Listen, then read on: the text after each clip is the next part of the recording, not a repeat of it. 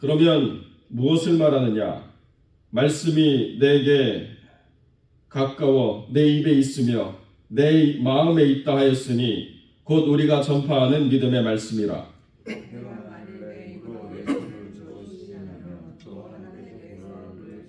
가운데서 다시 살리신 것을 내 마음에 믿으면 구원을 받으리라.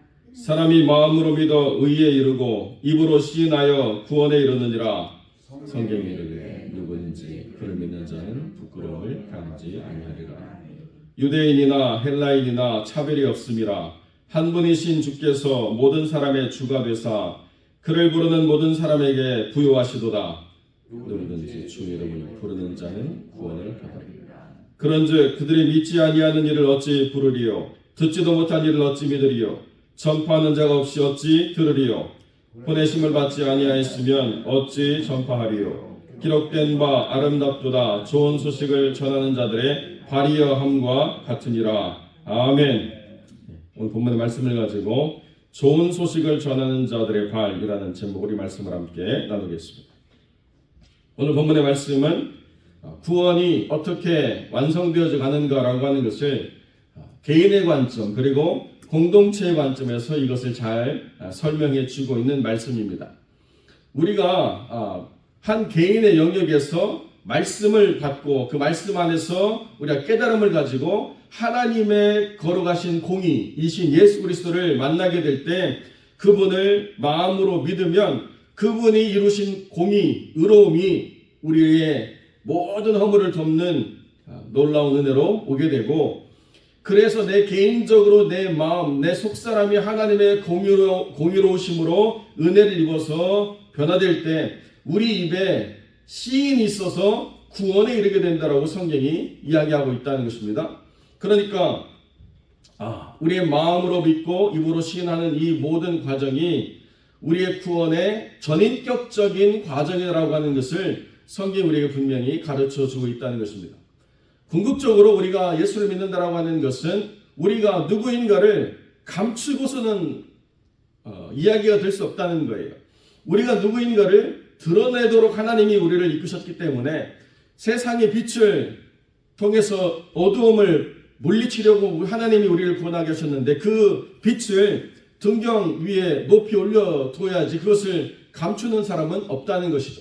빛이 세상에 존재하기 위한 목적은 어두움을 몰아내기 위한 거라는 거예요. 그러니까 아무리 자그마한 빛이라도 그 빛이 드러나도록 하나님은 믿는 자를 통해서 세상에 거룩한 빛이 드러나도록 이끄신다라고 하는 것이 구원의 또 다른 측면이라는 거죠. 그런데 이 구원의 문제를 우리가 잘못 이해하면 내 개인의 영역에 모든 것이 있다고 생각하는 것입니다. 내 개인의 영역에서 내가 예수를 믿고 내가 예수 안에서 성장해가고 성숙해가고 하는 이 모든 것이 다른 사람과는 전혀 무관한 자신의 수양, 자신의 어떤 내면의 성숙 이런 것만 추구하는 것이 구원의 완성이 아니다라고 성경은 분명히 이야기한다는 것이죠. 주 예수를 믿어라. 그리하면 너와 내 집이 구원을 얻으리라고 주님이 분명히 말씀하신 것은 구원의 확장성을 우리에게 분명히 가르쳐주기 위함이라는 것입니다. 그래서 우리의 마음이 하나님의 거룩한 의로움으로 덧입혀져서 썩어질 사람의 모든 육체가 하나님 안에서 구원을 얻는 변화의 거룩한 인마즘이 우리의 마음에 있을 뿐만 아니라 우리가 그것을 드러내므로 그 구원의 가치가 확장되어져야 된다고 분명히 우리에게 이야기한다는 것이죠. 그래서 하나님은 하나님의 구원을 통해서 한 개인이 하나님의 나라에 오는 것도 하나님 뜻하신 바지만 하나님의 나라가 완성되어지는 것도 구원을 통한 하나님의 뜻이라는 것입니다. 그러니까 우리가 전하는 자가 되어야 된다고 하는 것은 너무나도 당연한 결론이라는 거죠. 여러분 말씀을 드렸습니다마는 우리가 입으로 시인한다라고 하는 것을 성경은 분명히 선언하고 있기 때문에 교회에서도 입으로 시인한다라고 하는 그 개념을 입교라고 하는 단어를 통해서 분명히 가르쳐주고 있죠. 프로페션. 패션이라고 하는 게 고백하다는 거고 프로라고 하는 것은 많은 사람들 앞에서라는 뜻입니다. 그러니까 많은 사람들 앞에서뿐만 아니라 하나님 앞에서도 함께 있는 거죠. 그래서 하나님과 사람 앞에서 내가 고백하는 것이 프로페션인데 그것이 입교라고 하는 단어예요. 어린아이가 부모의 믿음을 통해서 유아 세례를 받고 난 다음에는 반드시 입교라고 하는 과정을 거치게 되죠. 부모님의 믿음 안에서 자랐지만 네 믿음이 있느냐라고 하는 것을 하나님과 사람 앞에서 고백해 드러내라 라고 하는 것이 프로페션, 입교라는 뜻입니다. 그런데 그 뜻은 다 사라지고 프로페셔널 그러면 뭐예요? 뭐 잘해가지고 돈 잘 버는 사람, 이게 프로페셔널이 되어버리는 이상한 단어의 변형이지만 원래는 그게 아니고 내 믿음을 모든 사람 앞에서 드러내므로 이제는 옛사람의 어떤 생각이나 사고와 관습으로 살아가지 않고 예수 믿는 사람들과 예수 믿는 사람의 모습으로 살아가겠다라고 모든 사람 앞에서 자기를 당당하게 선언하는 그 선언이 바로 프로페션이다라고 우리가 이야기해야 된다는 것이죠. 그러니까 그렇게 모든 사람 앞에서 입으로 시인하는 그 상황이 왜 중요하냐? 지금 로마는요, 입으로 시인할 때 겪는 고난과 부족함과 결여와 모든 불합리한 그런 상황들이 실제적으로 드러날 때 당하게 되는 그런 어려움들이라는 것입니다. 내가 예수 믿는다라고 하는 것이 가문의 수치고 내가 예수 믿는다라고 하는 것이 공동체에서 금해야 될 금기고 내가 예수 믿는다라고 하는 것을 드러낼 때 모든 내가 누렸던 사회적인 지위나 어떤 권리들로부터 박탈당할 수밖에 없는 그런 상황 속에서도 예수 믿는 것을 드러내라, 이렇게 사도 바울이 성령 안에서 선언하고 있다는 것입니다. 성경이 이르되 누구든지 그를 믿는 자는 부끄러움을 당치 아니하리라. 이게 이사야 28장 16절에 있는 말씀인데요. 그것을 믿는 자는 다급하게 되지 아니하리라. 개역 한글에서는 그것을 믿는 자는 급절하게 되지 아니하리라. 이렇게 하고 있는 이 말씀이 결국 다급함이나 급절함이 드러내는 내가 감당할 수 없는 불가항력의 사태, 그로 말미암아 내가 겪는 부끄러움, 이것이 없게 하신다라고 하나님이 약속하셨다. 그러니까 가져야 되고 누려야 되고 또 있어야 되는 이 모든 것들로부터 내가 잠시 멀어진다 하더라도 하나님께서는 믿음을 통해서 살아가는 삶을 주시고 믿음을 통해서 당당하게 이 세상에 빛으로 살아가라고 하는 그 역사를 드러내실 하나님의 뜻이 분명히 있다라고 하는 것을 우리가 경험해봐라, 이렇게 말씀하고 있다는 것입니다. 그러니까 마치 특별한 사명을 받은 공작원처럼 내가 누군지 드러내지 않고 살아가는 게 하나님 뜻이 아니라는 거죠. 참 안타깝게도 한국에서 뭐 여러 가지로 교회를 핍박했지만 코로나 이후로 교회 다니는 사람들에 대한 핍박이 너무 심해져 가지고 교회 다니는 것을 드러내는 게 굉장히 어려운 시간들이 있었습니다. 뭐 교회 다닌다 그러면 코로나 전염하는 매개체처럼 사람들이 그렇게 바라봤던 때가 있다는 거죠. 그런 특별한 상황 순간이 있기 때문에 함부로 내가 교회 다녔습니다, 나 지난주에 예배드리고 왔어요, 이렇게 말을 못하는 상황이 있다는 것을 충분히 이해하지만 그러나 분명히 드러나야 될 때는 드러내야 될 순간이 있다는 것입니다. 그래서 그때가 언제냐? 하나님께서 나를 보내셔서 저 사람에게 복음을 증거하게 하시는 하나님의 감동이 있을 때는 주저하지 않고 복음을 전하라. 전하지 아니하면 어떻게 믿음을 고백할 수 있겠는가라고 하는 거룩한 부담을 가지고 복음을 전하는 자가 되어야 된다라고 하는 이 사명을 감당하라고 성경이 우리에게 이야기하고 있다는 것입니다. 요엘서 2장에 있는 말씀처럼 누구든지 주의 이름을 부르는 자는 구원을 받게 된다. 그런데 듣지 못한 사람을 어떻게 믿는다라고 고백할 수 있겠는가? 그러니까 보내심을 받은 자들이 소식을 전하는 자가 되어서 그들로 하여금 예수의 구원의 놀라운 소식을 듣게 하고 그로 말미암아 구원을 받는 놀라운 역사를 이루게 하라라고 성경이 분명히 전달해 주고 있다는 것입니다. 지금도 각 처에서 복음을 증거하기 위해서 애쓰고 수고하는 많은 영혼들이 있습니다. 그들이 우리와 다른 존재이기 때문에 그 자리에 있는 게 아니고 그들도 우리와 똑같은 육지신을 가진 그런 존재들이라는 것이죠.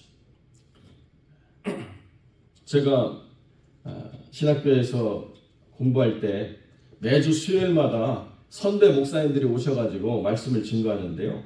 한 목사님이 한국의 섬에 들어가가지고 그렇게 목회하신 목사님이 와서 말씀을 증거하는데, 자기가 그 섬에 갔더니 다 모든 것이 바다신에게 제사 드려야 되고 무당이 굿하는 데 사람들이 굴복해야 되고 예수 믿는다라고 하는 것은 참 어려운 그런 신앙이기 때문에 한 명도 전도가 안 돼가지고 너무 어려운데, 더 힘든 것은 자기 아이들에게 그렇게 돌을 던진다는 거예요. 부정탄다고 오지 말라고.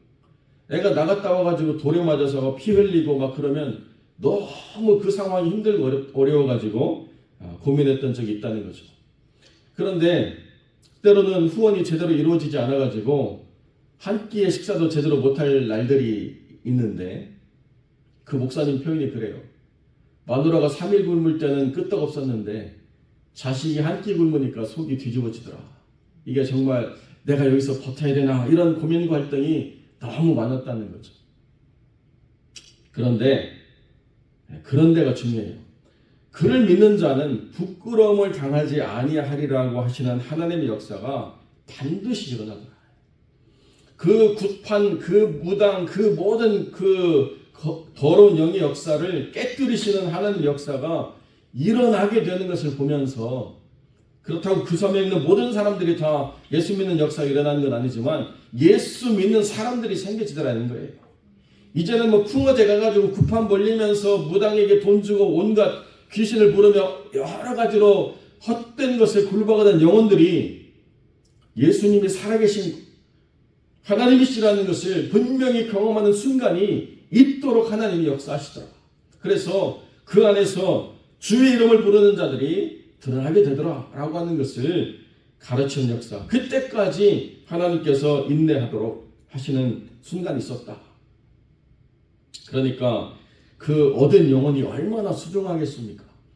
큰 대도시에서 뭐 많은 영혼들이 교회로 나오는 것도 물론 귀하고 값진 일이지만, 그 믿음 척박한 땅에서 믿음을 기대할 수 없는 그런 사막과 같은 곳에서 한 명의 영혼을 얻기 위해서 주님이 나를 이곳으로 보내셨다라고 하는 것을 내가 고백하는 게 얼마나 큰 믿음이네. 이건 정말 하나님을 기쁘시게 하는 일이라는 거죠. 그러한 순종의 영혼들, 그렇게 좋은 소식을 전하는 자들의 발이 있었기 때문에 우리에게 복음이 전달됐고, 또 우리도 그런 거룩한 사명감을 가지고 복음을 증거하는 이들을 돕고 그들을 위해서 기도하는 일들을 더 열심히 행해야 된다라고 우리가 다짐해야 된다는 거죠.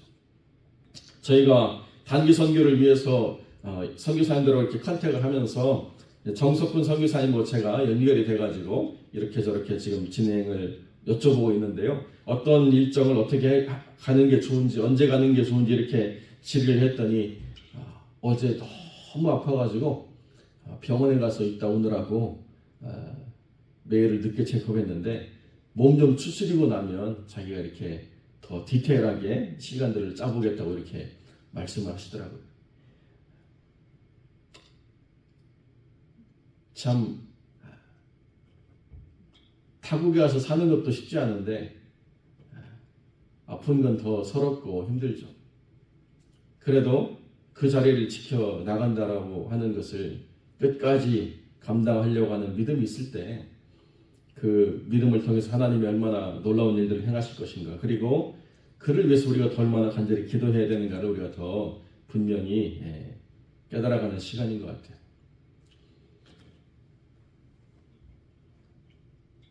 저랑 교제하는 선교사님도 뭐 수시로 말라리아 걸리고 수시로 여러 상황 속에서 노출이 되고, 또 몸에 이상이 있어서 한국 가가지고 종양 제거하고 또 한 달 겨우 쉬고 난 다음에 또 복귀해가지고 그렇게 사역하고 여전히 그 삶의 자리를 피하지 않고 애쓰며 수고하는 모습을 볼 때 절로 기도가 나와요. 절로 그분을 위해서 기도하게 되고 저절로 그분의 사역들이 생각이 나고, 그렇게 좋은 소식을 전하는 자들의 아름다운 헌신과 수고가 하늘나라에 가서 얼마나 값진 면류관이 될 것인가, 너무 감사한 일들이 가득한 거죠. 계속 저한테 선교 현안들을 보고하는데요. 부담은 엄청 돼요. 목사님, 불이 나가지고 교회 초가지공이 다 타서 하늘이 뚫렸습니다. 목사님, 아이가 또 다쳤습니다. 여러 상황들을 이야기하는데요. 참 그때마다 척척 도움의 손길이 됐으면 참 좋겠다는 생각이 들 정도로 절박한 상황들이 너무나도 많이 있고, 또 감사한 상황들이 참 한편으로 세워지는 것을 보면서 결국에 전하는 자들의 발을 하나님께서 붙잡으심으로 부끄러움을 당하게 하지 않으시는구나 라고 하는 것을 분명히 보게 하는 역사가 틀림없이 있다는 거죠. 그렇기 때문에 누군가는 보냄을 받아 가야 되고, 보냄을 받아 가는 자들이 특별해서가 아니라 우리의 거룩한 부담을 가지고 그들을 바라봐야 된다는 것이죠. 우리 대신 같다라고 생각해야 된다는 것입니다. 그래서 그곳에서 복음을 증거하는 이들을 우리가 후원하기로 작정했을 때 그들의 삶이 채워지기를 더 간절히 기도하고 그들의 필요를 채워나가면서 함께 아름다운 동역을 이루는 그것이 궁극적으로 이 땅 가운데 하나님의 나라를 확장시켜가는 가장 강력한 하나님의 역사로 세워지는 것이라는 것을 우리가 깨달아가야 된다는 거죠. 우리 교회도 부흥해야 되고 우리 교회도 하나님의 은혜로 풍성해져야 되겠지만 주의 복음을 듣지 못하는 자들이 이 땅에도 물론 있겠지만 그러나 더 허무하고 어려운 자리에 있는 영혼들에게 복음이 증거되도록 그렇게 복음을 전하는 일들이 더 확장되어져 나가야 된다는 거룩한 사명감을 우리가 가져가야 된다고 확신하는 그런 시간들이 되기를 바랍니다. 그래서 이 한 해에 우리가 작정했던 선교의 후원금이 2배로 작정된 것도 우리에게 얼마나 큰 감사입니까? 기존에 하던 것도 잘하는 것이지만 그 지경을 넓히는 자원하는 심령들이 일어나서 아름다운 소식을 전하는 자들의 발을 더 든든히 세워갈 수 있다고 하는 것은 정말 값지고 의미 있는 거라는 거예요. 그러니까 이 한 해에 작정한 그 모든 작정을 물질로만 채우는 것에 우리가 머무르지 않고 복음을 전하는 자들의 건강을 위해서, 그 가정을 위해서, 그 사역에 어떤 회방의 역사가 없도록 영적인 싸움의 승리를 위해서 계속 기도해 나가면서 그 선교의 현장과 우리의 삶의 자리가 하나 되도록 하는 역사를 만들어가는 것이 더 중요하다. 분명히 말씀을 드립니다. 우리의 관심이 그 땅에 가 있기 위해서 우리가 물질의 후원은 작정하지만 그것을 통해서 그 땅과 우리의 섬김의 이 자리가 하나 되어가지고 하나님 역사를 이루어감으로 하나님의 나라를 확장시켜 나가는 것이 하나님을 가장 기쁘시게 하는 일이다 라는 사실을 우리가 분명히 기억하고 그렇게 복음을 확장시켜 나가는 그렇게 하나님의 거룩한 보내심의 도구로 사용되어지는 거룩한 영혼들이 되어주시기를 주님의 이름으로 간절히 축원드립니다. 기도하겠습니다.